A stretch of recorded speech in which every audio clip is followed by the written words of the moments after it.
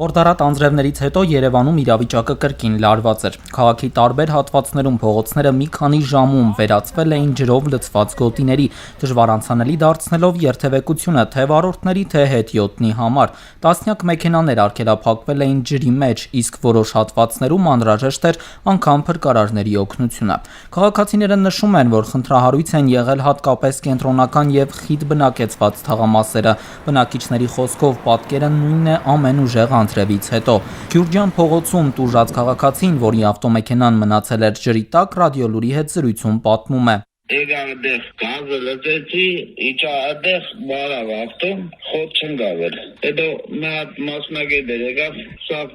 բենզինը չի տալու նասոսը, առածը։ Արի գնացի նասոսը առա եկա, հավաքյալի դահին ոտից։ Տեսա ջրի մեջ էր այդ ավտոները, փրկարարները կապեցին ավտոյով, քաշին հանեցին, մենք էլ պետեցինք այդ տակի վրա, որտեղ այսօր տեսել եք կանել, արդեն գիշերվա ժամը 4:00 Լարի մինչև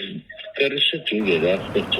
Մարդկանց հետաքրքրում է նույն հարցը. ինչու խնդիրը չի լուծվում։ Ստեղծված իրավիճակը Երևանի քաղաքապետարանի կոմունալ տնտեսության վարչության պետ Արսեն Կարոյանը բացատրում է.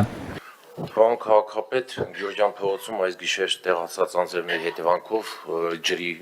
կուտակումը տեղի ունեցել, որի հիմնական պատճառը նա է, որ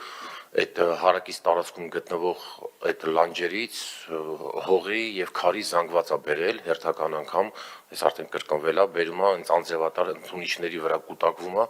որից հետո ջրի կանգ առաջանում, այսինքն մասնագետային որտեղում արդեն հայտնվում են, մաքրում են այդ ցանցերը, որից հետո արդեն ջուրը հեշտությամբ կլանվում է։ Կոմունալ տնտեսության վարչության պետից Երևանի քաղաքապետ Տիգրան Ավինյանը հետաքրքրվում է, թե տեղային ինչ լուծումներ են առաջարկում մասնագետները։ Տեղային լուծման պայման կգտնենք, արդեն վիոլայի մասնագետներից նախնական պայմանավորվածություն ունենք, մի հատ գնանք տեղում ուսումնասիրենք, հավանաբար անձրևընդունիչ ցանցերի քանակը ավելացնենք